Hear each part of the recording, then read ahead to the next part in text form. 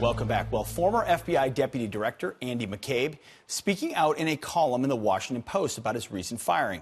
The title, quote, "Not in my worst nightmare did I dream my FBI career would end this way."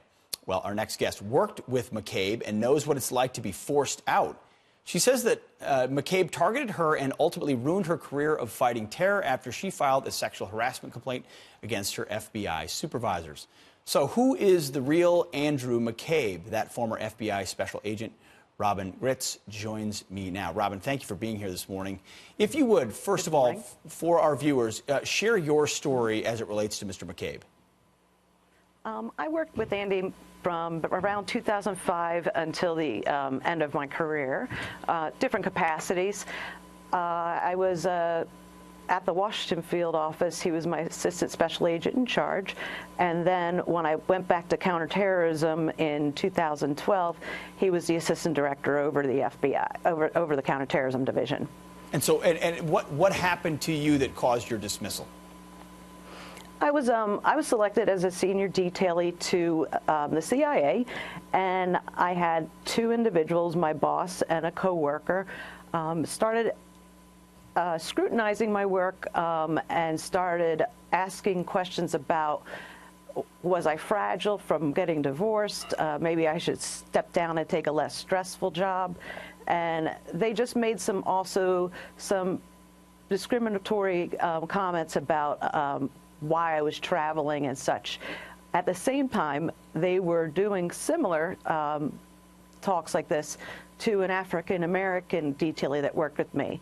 So I put my foot down and I said this needed to stop.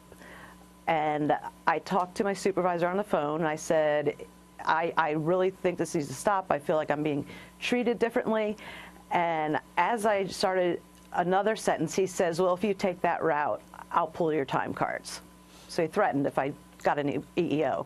So what ultimately did that person wasn't Andy McCabe, but what ultimately? No. How was Andy McCabe involved, or was he?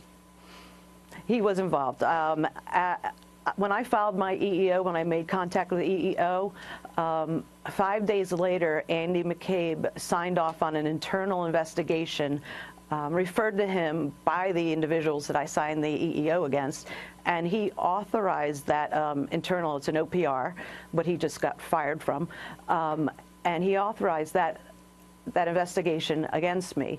And knowing, he says in his sworn statement that he knew that I was either filing or going to file an EEO. What happened after that, basically, I went through hell for a year and a half, and Andy made sure that I couldn't get out of the division. I was selected for certain jobs, and he actually slandered me, went into the meeting at headquarters and said really nasty, false things about me, lying, which is why he just got fired. Mm-hmm. And after a year and a half, it got to the point where I knew I wasn't going to win. Sure. And I ended up resigning after 16 years fighting terror with the FBI. Well, Robin, in light of that, what do you make of how Andy McCabe is characterizing his dismissal and sort of playing the victim?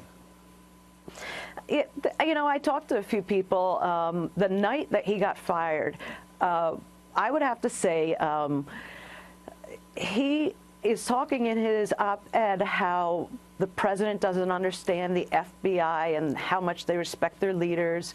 He's talking about that Trump's trying to disrupt the Russia investigation, everything like that.